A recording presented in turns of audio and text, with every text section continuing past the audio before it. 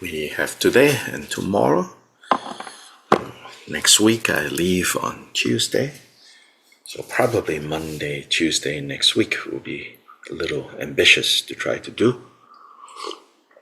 Classes as well. Although I'm kind of hoping that I can do it.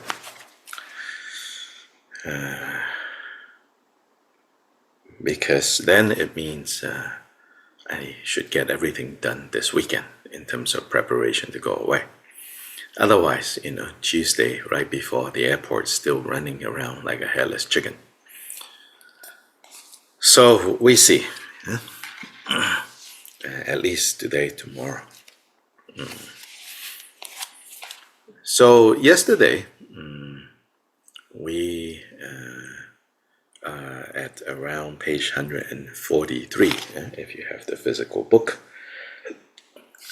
Around page 143. There, I think we were talking about Kyopa Rinpoche. That kind of a not sure whether it's Kyopa Rinpoche or Dakpa Jungne talking about with regards to the three ways of the Bodhisattva path, that of the leader, that of the boatman, and that of the shepherd. And he said, and then there was a discussion about Manjushri, taking the way that is of the shepherd. So the idea of the shepherd is someone who aspires to complete and perfect Buddhahood, but that with that aspiration, what they do is they say, first I need to make sure that all sentient beings have arrived at the place of safety, arrived at the place of Buddhahood, before I myself will achieve the state of Buddhahood. Then the leader one, then the leader one is I should achieve the state of Buddha first, then I can more effectively lead others. And then the boatman is together with all beings, I will achieve Buddhahood, progressing along. And then also this comment that Jikten Gombo, I said, well, that could be Dakpa Jungne talking about his teacher, or his teacher, Ratnashri Rinchen Pel, now we call Jikten Gombo or Jikten Sumgön, talking about his teacher, Pamudrupa. So anyway, a comment about these three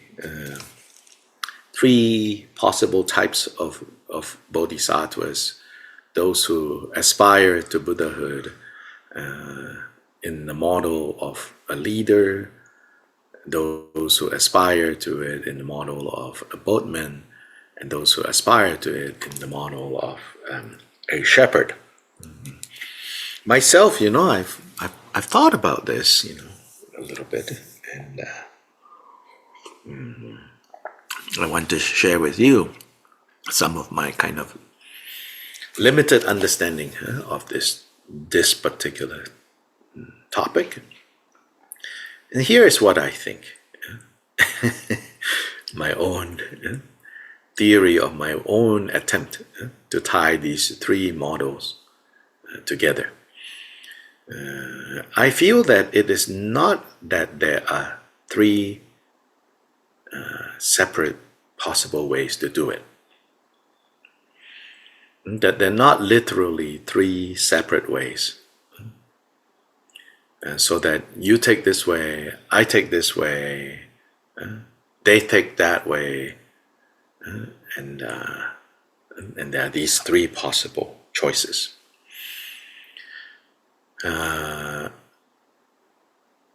I think the way it actually happens, meaning when you make this resolve to attain Buddhahood, until the point that you attain Buddhahood, the way it happens, it necessarily happens in the way of the leader.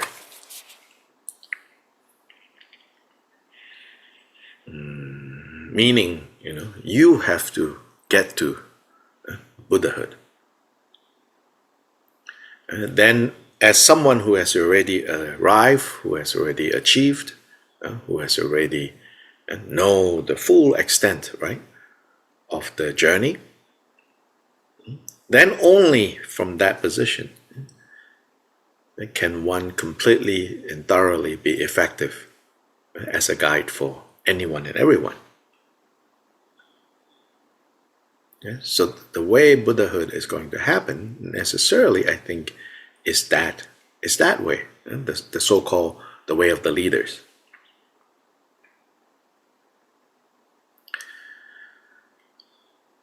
Now, while that's how it necessarily happens,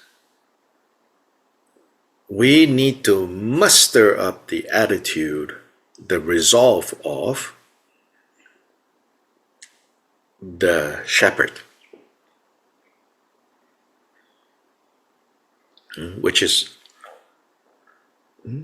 caring for others and concern for others,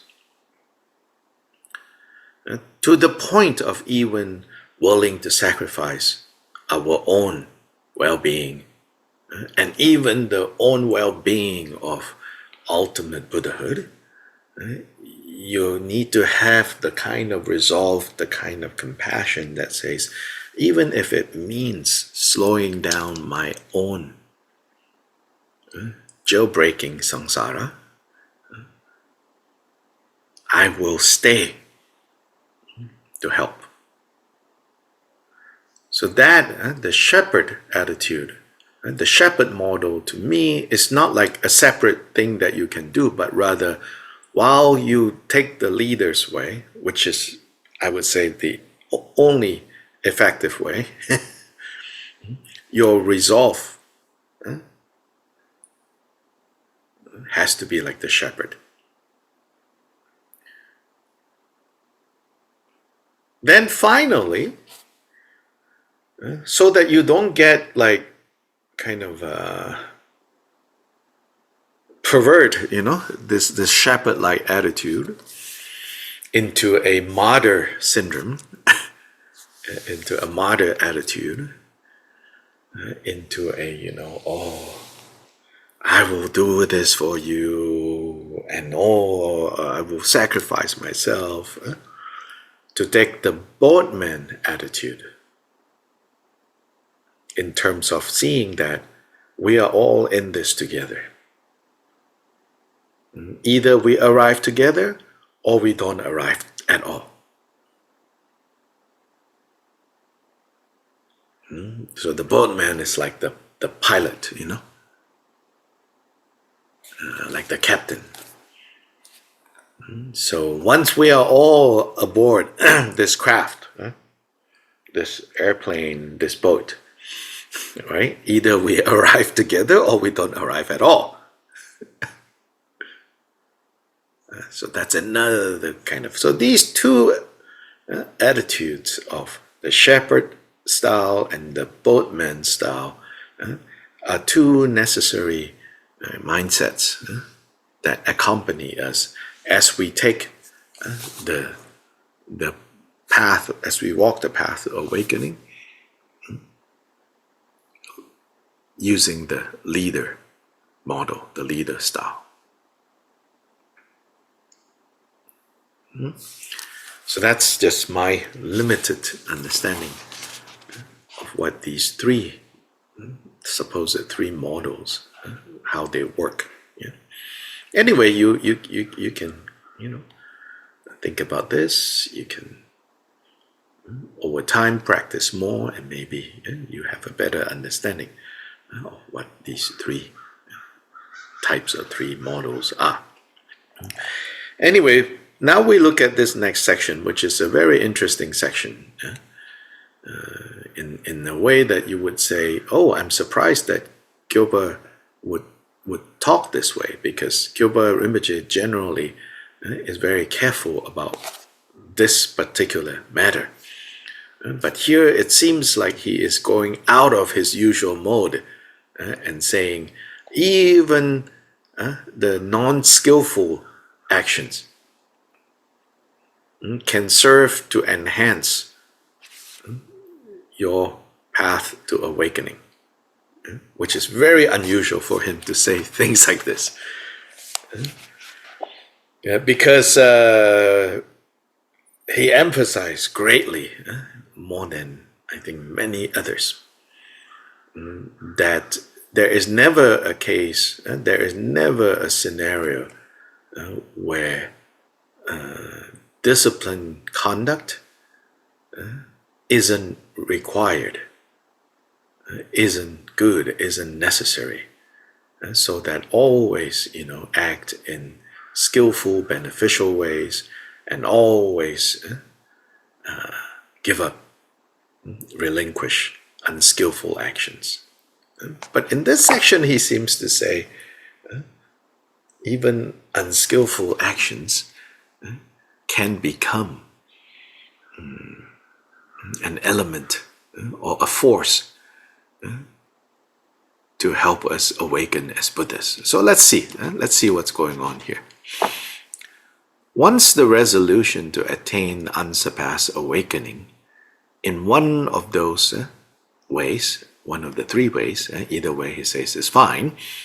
So once the resolution to attain unsurpassable awakening, this is the awakening of Buddhas, in contrast to the awakening of solitary realizers, the partaker Buddhas, in contrast to the awakening of the hearers. Once the resolution to attain unsurpassable awakening in one of those ways have been made and aligned with one of the three periods. The three periods in the footnotes here says the three spans of time, which is thinking of between now until we achieve Buddhahood, between now until the end of this life, between now until this time tomorrow, or until the next time I again refresh, recommit myself to this goal, to this So that's the three periods. So once this resolution has been made, so that is called the aspiration aspect. And then our actions of body, speech, and mind, through these three periods, always resolving to bind our actions of body, speech, and mind towards this aspiration to achieve unsurpassed awakening. Then all activities of body, speech, and mind will serve to perfect this resolution for awakening. And all the activities of body, speech, and mind will become causes for achieving perfect awakening. And so he makes this statement first. He says, all your activities of body, speech, and mind will henceforth serve the purpose of achieving unsurpassed awakening. Then rhetorically, he raises an objection. After this statement, you might think, well, that makes sense as long as body, speech, and mind are employed in what is wholesome, what is skillful, and not in what is unwholesome, what is akusala karma. Kusala karma is, skillful, beneficial actions, karma. Akusala is unskillful, unwholesome. So he rhetorically raises this objection and says, hey, you say all. Surely you don't mean all. Surely you mean only the positive actions and not the negative actions.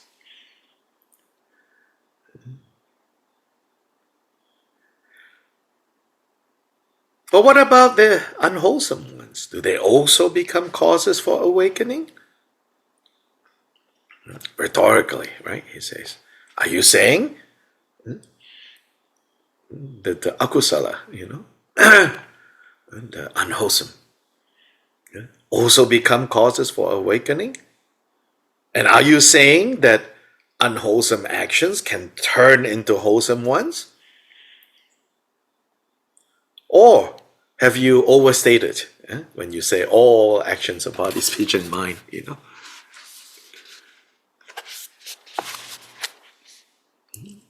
So this is good. Yeah.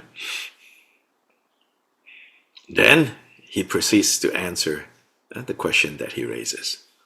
Well, that statement is certainly true for body, speech, and mind, actions of body, speech, and mind that are employed in a wholesome way. But also when it is in unwholesome ways, affected by desire, aversion, and delusion. Oh, this is when you go, wait, hold on. Now, this is especially so when it's Kyopa Rinpoche saying this, because there are, other masters in the Tibetan tradition that will say, so-called wholesome and unwholesome actions. Once, you have a great realization, then there's no difference between them. There are statements like that, also found in some sutras, some tantras, and especially, in Mahayana, Vajrayana material. You're not so likely to find in the Theravada canon such kind of bombastic statements, Once realize, have some realization, then good, bad, everything can become, So generally, also Kyopa Rinpoche would not talk in this manner. Generally, he would avoid to, but here he seems to be saying something similar. So what's going on?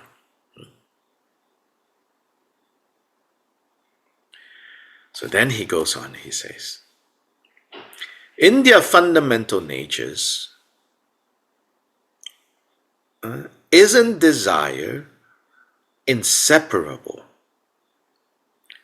from desire-free emptiness? Isn't aversion inseparable from aversion-free emptiness? And isn't delusion actually free from delusion-free emptiness?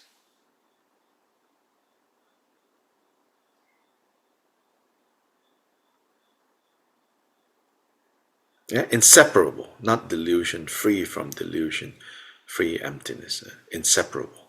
Isn't delusion also inseparable from delusion-free emptiness?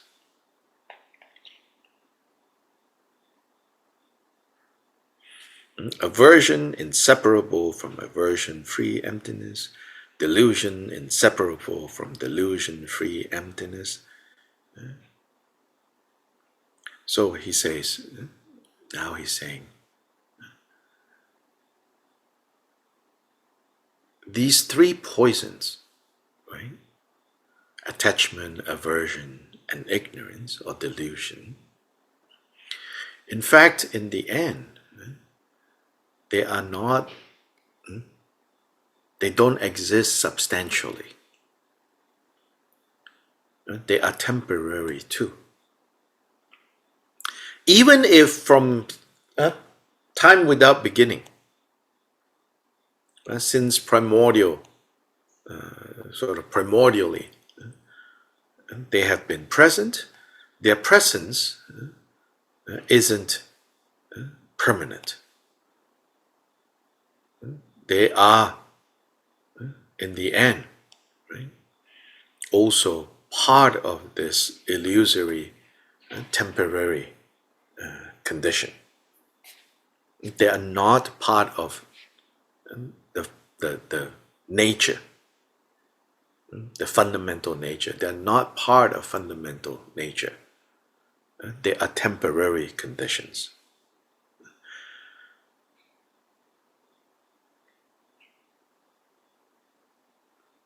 Now then he says, now let's look at desire-free emptiness, which you could also apply to aversion-free emptiness, delusion-free emptiness. In other words, emptiness. So emptiness of, in the presence of desire, Know that the emptiness of that desire is also right there. It's a matter of we cling or we don't cling. We grasp or we don't grasp. So he says, now, is this state of the desire-free emptiness wholesome or unwholesome? Likewise, aversion and delusion. Isn't this the meaning intended in the teaching that desire, aversion, and delusion, and so forth, are the family of the Tathagatas? Here he is referring to the Vajrayana concept, the Vajrayana teaching that the five Buddha families are the fundamental nature of the five kileshas, the five mental defilements. And that instead, the true nature of like aversion or anger is the mirror-like wisdom.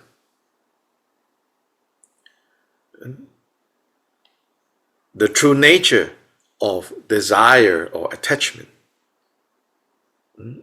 is the wisdom of discernment. The true nature of ignorance or confusion or delusion is the wisdom of the Dharma Dhatu.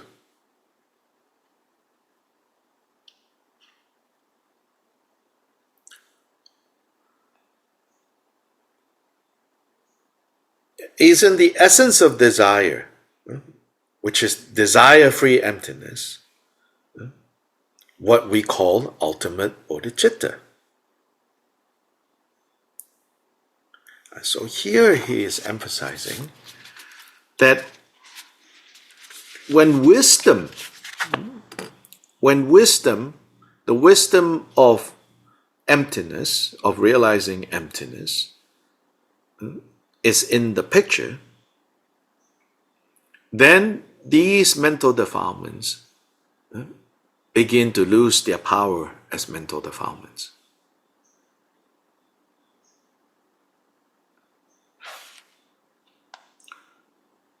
Then when it is governed by relative bodhicitta, you awaken to unsurpassed awakening through that meditative absorption of the inseparable union of the two kinds of bodhicitta, which is relative bodhicitta and absolute bodhicitta.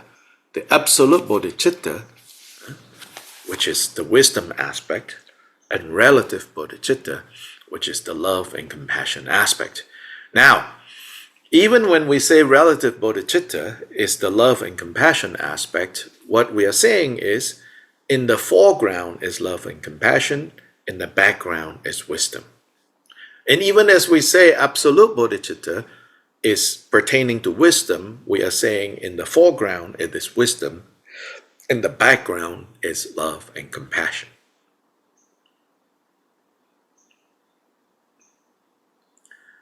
So, to truly have relative bodhicitta is to already truly have absolute bodhicitta.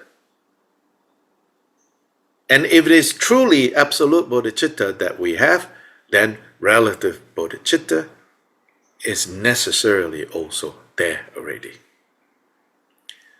So now we circle back to the original statement where he says, once this resolve to achieve unsurpassable awakening is present, then all your actions of body, speech, and mind become causes for the final realization of Buddhahood.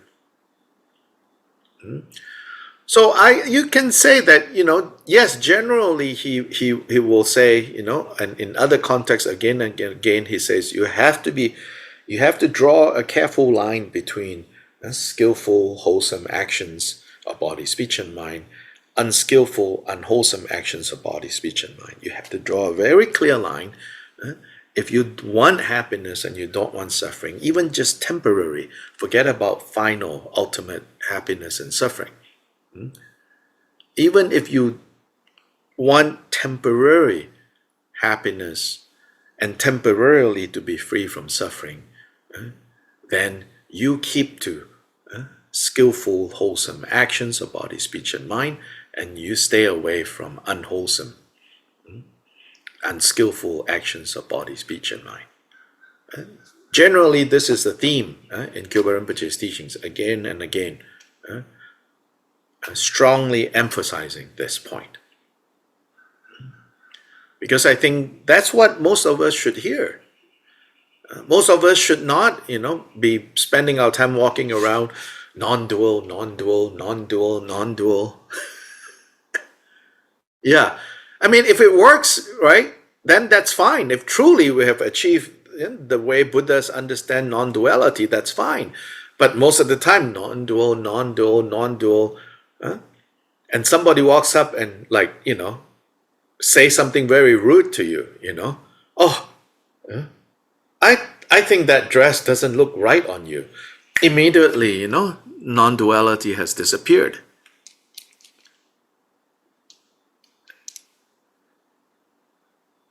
Yeah, or say something to you, that is like opposite of your political position, immediately your non-dual is gone. So as long as we are in the realm of having preferences,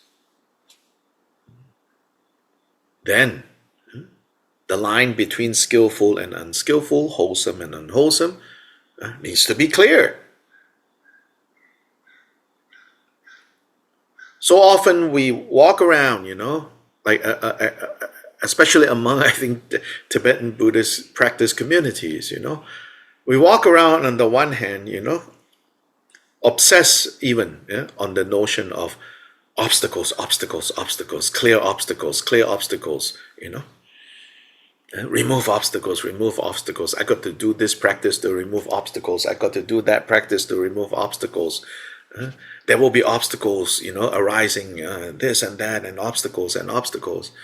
We talk about obstacles as if, obstacles just fall from the sky without any rhyme or reason.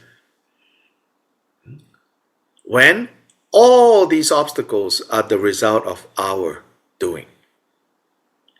So you don't want the obstacles? Don't create the obstacles. So it's so easy to say, there will be obstacles. Like it's some kind of magic, dark magic that is, you are the, innocent victim standing here, minding your own business. Then obstacles come flying from the sky and hit your head, Oh, that was an obstacle.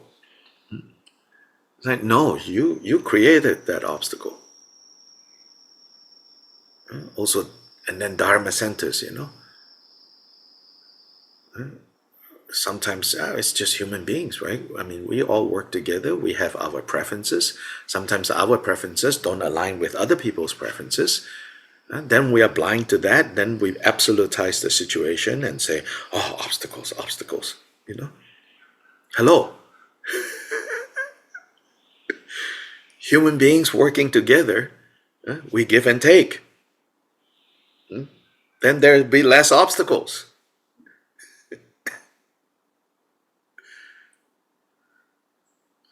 But sometimes, this kind of thinking, this kind of language,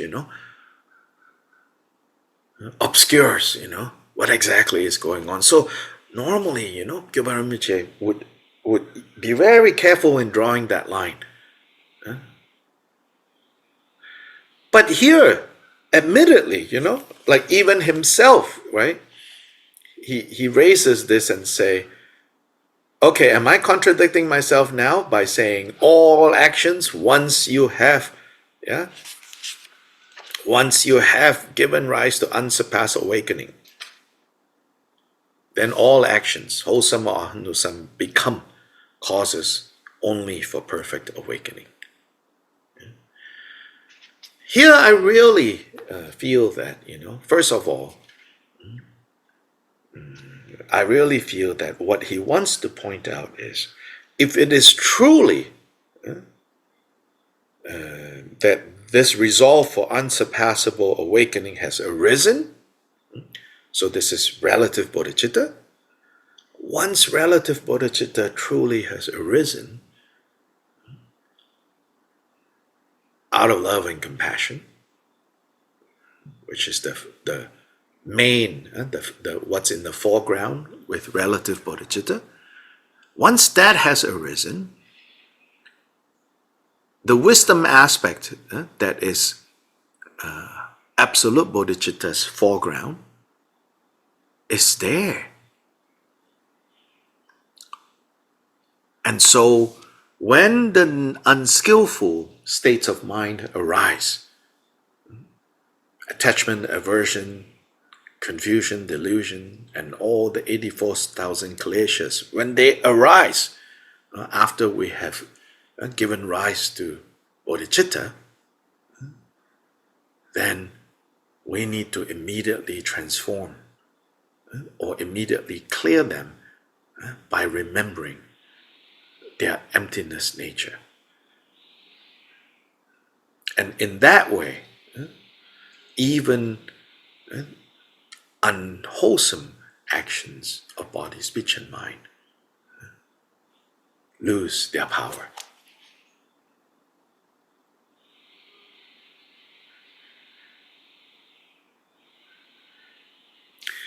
This is a subtle point, and it's not easy to try to just intellectually try to understand, but rather through experience, through practice.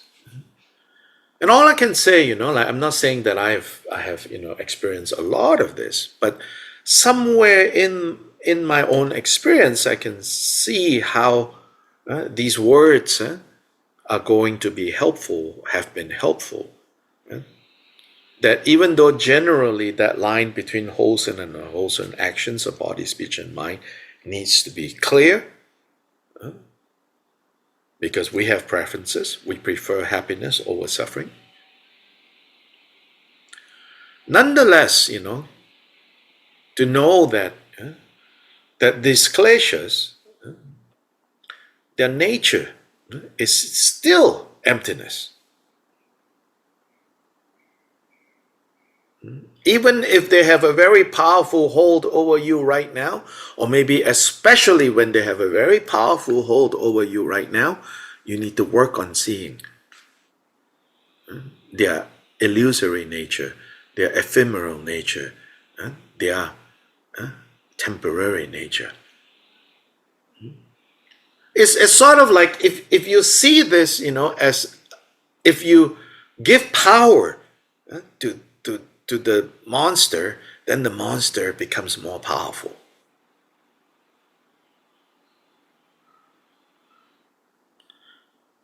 If you stop exaggerating the power of the monster and say, oh, they're actually inflatables.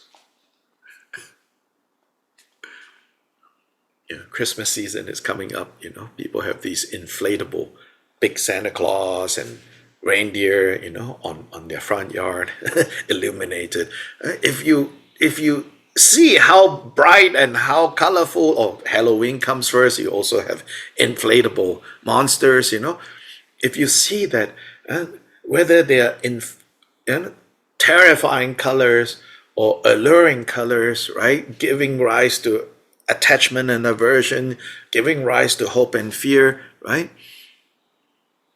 Then, of course, you say, oh, I want more these nice lawn ornaments. I don't want the, gory, scary lawn ornaments.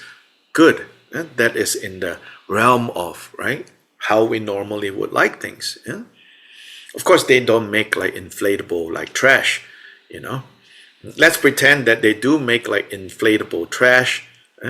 Not just like scary Halloween, which is what people like, but inflatable trash, inflatable junk, inflatable broken furniture that you would buy and put, So let's say there are things like that, Know that they are all inflatables. Yeah? You just open the air and fear.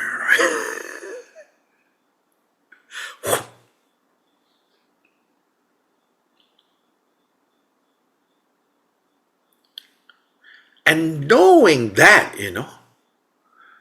just knowing that, and without actually puncturing them or pull out, right? already some kind of freedom can be experienced, right? Knowing that these are inflatables. Make believe. That's the emptiness. That is the desire-free emptiness that is in the midst of desire. That is the aversion-free emptiness that is in the midst of aversion. That is the delusion-free emptiness in the midst of delusion.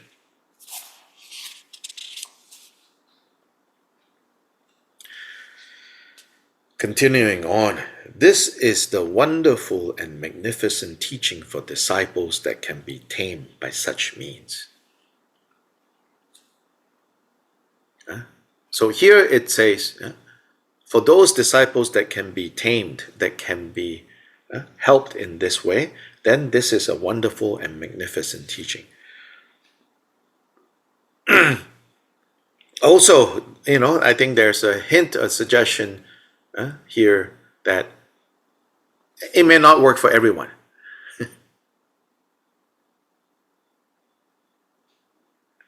So you have to see, if this way of looking at it works for you or not. And sometimes it works, sometimes it doesn't, even with the same person. At this point, at about this point of Jikten Sumgön's intention or realization, you might now wonder if it isn't like the tenet of the old monk of Yarlung Drukpoka. Now, while they are similar, they do not have the same aim. So here, maybe is the compiler, Drakpa Jungne, saying. Now you might think now, what you just heard, it sounds like this other position held by this person called the old monk of Yarlung Drukpoka. The footnote says they're not able to identify who this person is or what he taught. But from context, it sounds like what he taught is that, again, this position that sometimes you even see today, people holding these ideas, that when you realize the ultimate realization, good and bad don't matter anymore. Because there's a lot of language like that for sure. Beyond good and bad. Then we think, oh, I can do whatever I want. Or Buddhists can do whatever they want. Beyond good and bad. Again, you're more likely to find them in Mahayana, Vajrayana sources. Right? So the Zen traditions, Tibetan Buddhist traditions, you find these statements. And then also in the non-dual traditions that are beyond the Buddhist context, Hindu non-dual, whatever, sometimes they can talk like this, A very famous guru figure in the 80s and 90s, Rajneesh, some of you may have heard or remember Osho, he tends to talk like this, and he had like thousands and thousands of disciples, At the end of that story, everything just collapsed, Whether he was enlightened or not, who the heck knows? But the conditions that he kind of, built over time eventually led to the collapse of that whole project. And, these words, we got to be careful, Yes. When he's talking about people who have the resolve to become a Buddha, but they're not yet a Buddha. Yes, of course. So is this sort of a means of practice, kind of? I mean, you don't just become Buddha because you want to. Yes, it's about practice. It's about the way of thinking, so you get in the habit Yes, of realizing, and then the more you are able to do that, correct, the more likely you are not to do these things. in the Correct. future. So that's an evolution of the Yes. process, is it not? Yes. Yes. Okay. Yes. Well, then that kind of makes sense. I mean, that makes sense.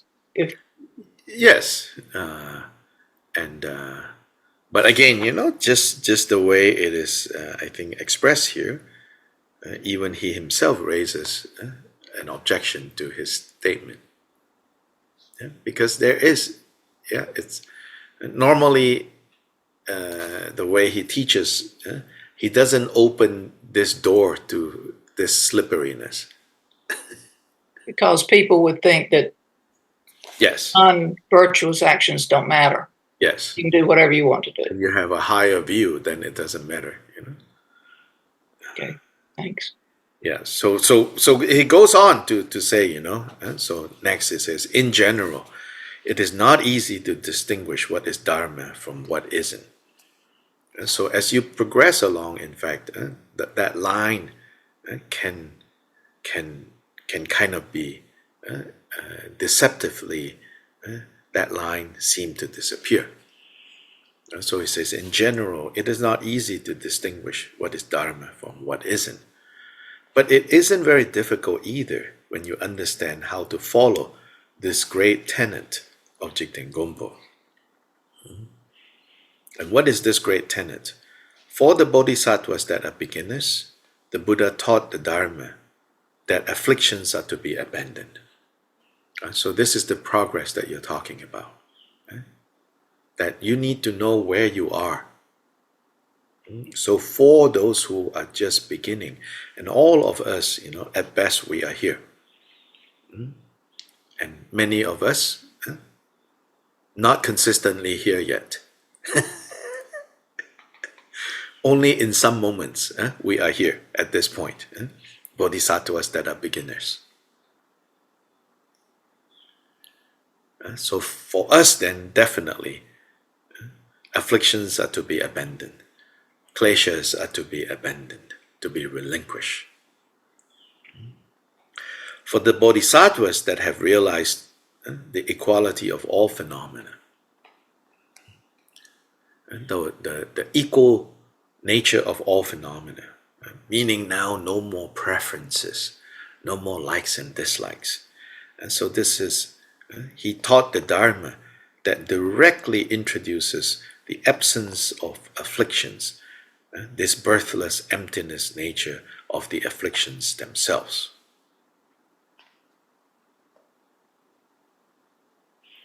And this is at least, in the schema of the 10 bodhisattva grounds, the 10 bodhisattva levels of spiritual maturity.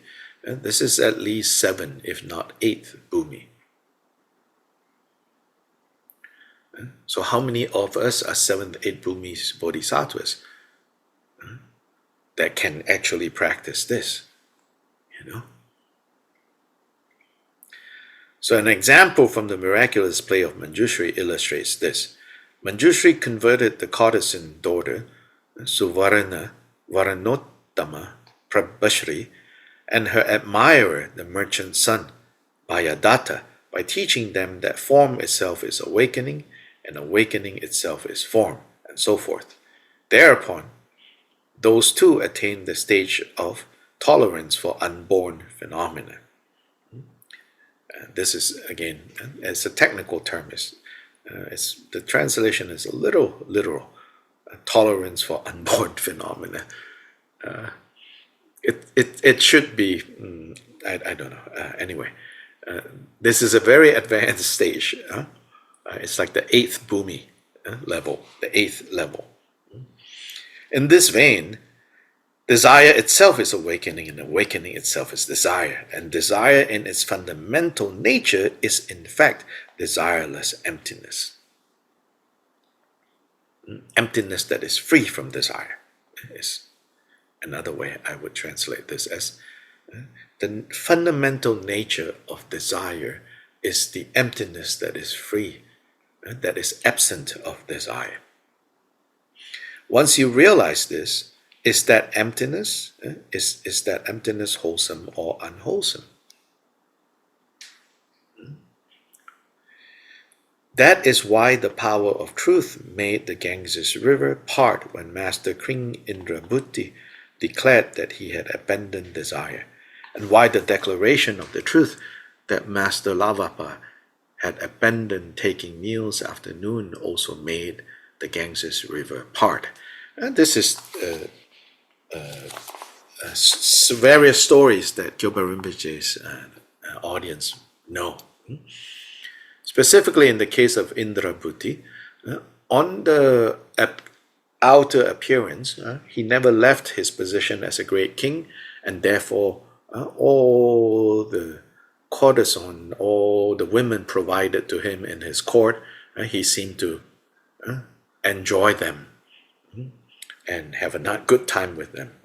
He enjoyed the company of 1,000 women every day, and Master Lavapa ate the meal that was offered to him afternoon.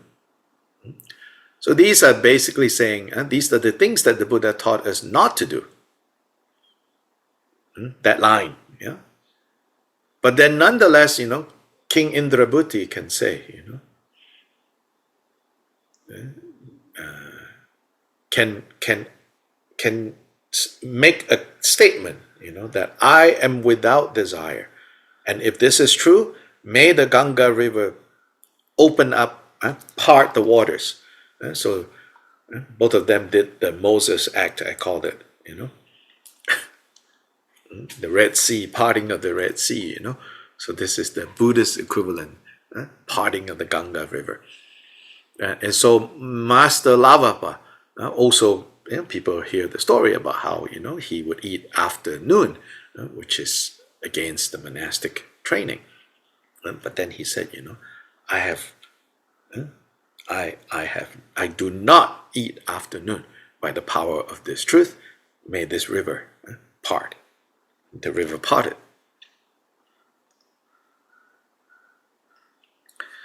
So the point in telling these stories is, Gyoba Rinpoche is saying, at the level that Indrabhuti is at, indeed, he has no desire. That he's surrounded by objects of desire has no power over him. That Lavapa ate that meal, it did not involve the defilements of otherwise eating after noon. So you could say he ate it completely out of compassion for the person who offered him that meal. And without a single moment of like, oh, I would like to eat. Outside of the prescribed time.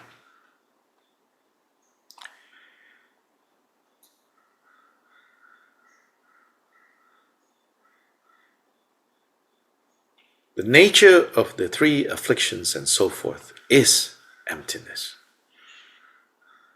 which is affliction-free and thus ultimate bodhicitta. When that mind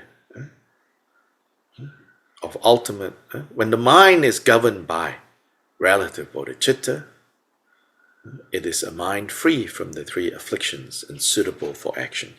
So here the translator has put in hard brackets of ultimate bodhicitta. Yeah, you can put it there, but I think even without putting it there, if you read it as when that mind, or when this mind, when our mind is governed by relative bodhicitta, then because relative bodhicitta is inseparable from absolute bodhicitta, then this mind is now already free from the three afflictions and suitable for action, meaning now we can actually, not just on the level of mind, but in speech and actions, it will correspond accordingly. Isn't this what is meant when the Sutra of the Quintessence of the Sun teaches that bodhicitta precedes everything, and that ultimately bodhicitta also precedes the states of mind with afflictions, supersedes overwhelms. So here, really, this section, I think, is Gilbert Rinpoche encouraging his disciples on the power of bodhicitta.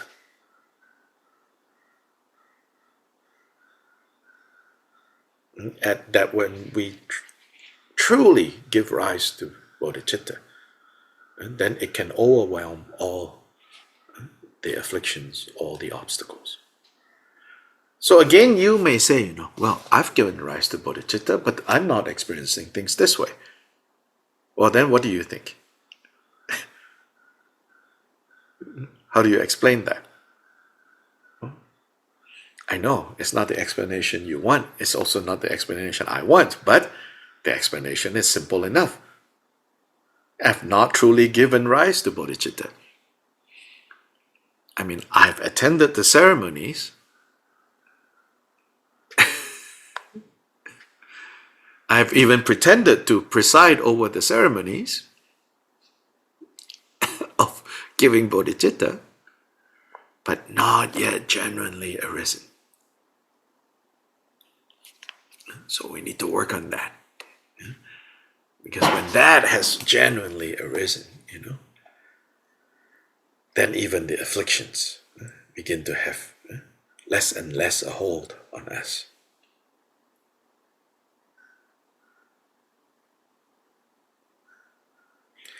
It is possible that this teaching today turns some people's Dharma practice completely upside down. Therefore, you have to know distinctly what is wholesome and what is unwholesome and not conflate them. Stick to this tenet, stick to this principle, where what is wholesome and what is unwholesome do not change, do not get confused.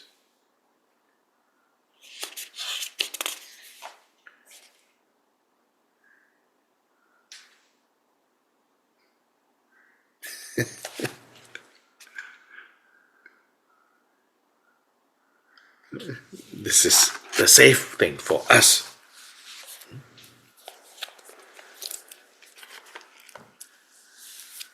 And one famous Zen teaching is called the Song of Trusting in the Mind. It says, the great way is without difficulties, except that we have preferences. So for those of us who have preferences, likes and dislikes, then the great way to awakening becomes not so easy and becomes complicated. Whereas the great way is without difficulties and without complication,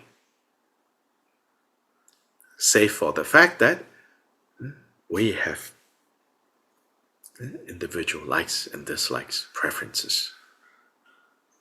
So if we can work on the mind to realize the essenceless nature of all experiences,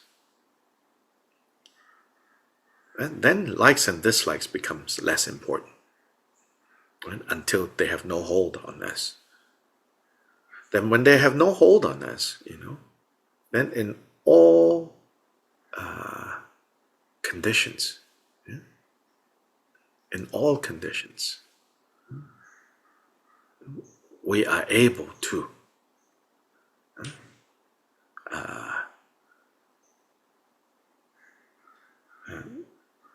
we are able to both know the fundamental nature of what we are experiencing and what we are doing or creating, but also understand how that fundamental nature plays out in relative reality. So that considering relative reality, considering that, in relative reality there's likes and dislikes, then we choose what is productive of happiness, and we stay away from what is productive of suffering. Questions?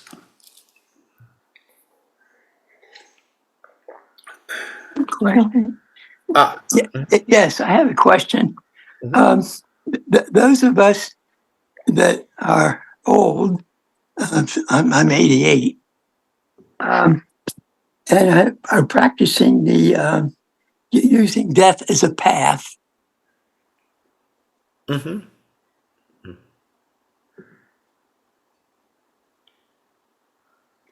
Yeah. What you're saying, some of us are running out of time. We're all running out of time. Don't worry. You're not. You. No, but I mean, what you're saying, if we see, as I do see, happiness is bodhicitta, thank you, thank you, thank you. Yes. Yeah. So bodhicitta,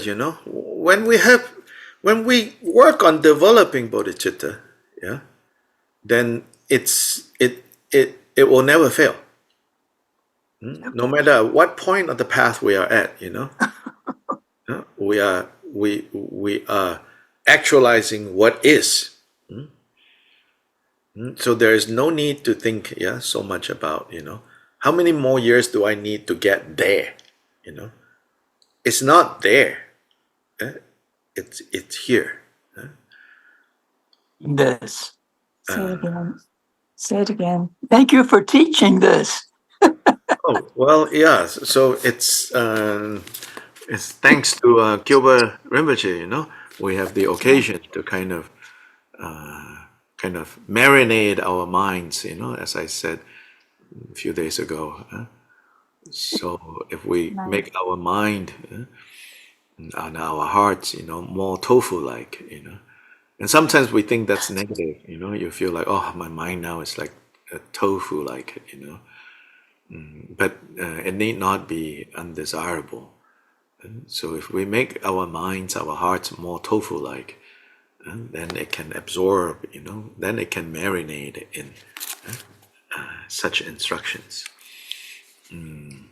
These instructions, again, we need to remember that they're given in a different mode from like the philosophical treatises, logician's way of kind of reasoning things out, which is a powerful element in the bigger context of the Buddhist heritage. And particularly, like His Holiness the Dalai Lama emphasizes the importance and the value of doing that. So it's not a either or, it's knowing, like, from which materials, what is the take home lesson, and how to take home that lesson. These words here, these teachings, in as most of Gilbert Rinpoche's way of teaching, it's experiential, so that on the level of words, there seems to be some contradiction. But if we actually like begin to kind of feel into it, yeah, and let these words come up, when we're in the midst of being like grabbed by powerful mental defilements. If these words can come back, they can be very effective in helping us not get carried away. Anyway, we should end now, so that I'm sure people have appointments to go to and commitments to fulfill.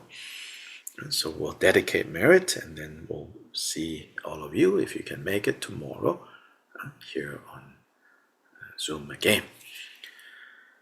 Changju Sem Chorim Punje Ma Ge Ba Nam Ge Gyu Je Ge Ba Nyam Pa Me Pa Yang Gong Ne Gong Du Bel Wor Shu.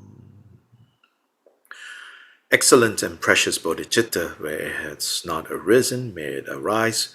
Where it has arisen, may it not decline, but ever increase higher and higher.